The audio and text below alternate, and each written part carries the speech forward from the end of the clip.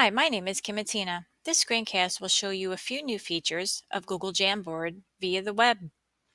First, you need to go to jamboard.google.com, or you can access Jamboard from your Google Drive.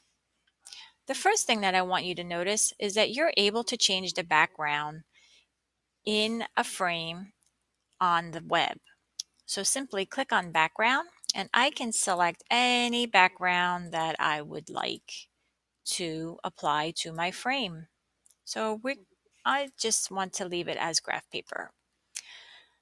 The next thing that I want to do is show you the pen tool. The pen tool is a little bit different. The layout of the menu is different. So now you can select your pen going across rather than down, and the color of the pen as well.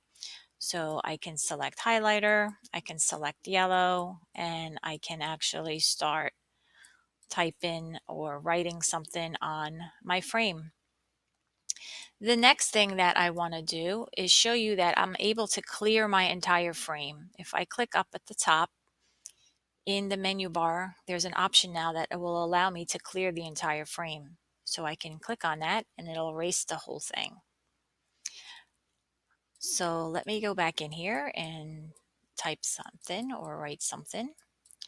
The next thing that I want to show you is there is a laser pointer now. So if I wanted to, I can actually emphasize different things on my frame using a laser pointer. How nice is that? And another option that I wanted to show you is up at the top, the frame bar actually will display the number of pages here as well. So it looks a little bit different. So this is actually a nice little feature as well. And that's it. I hope you found this screencast helpful.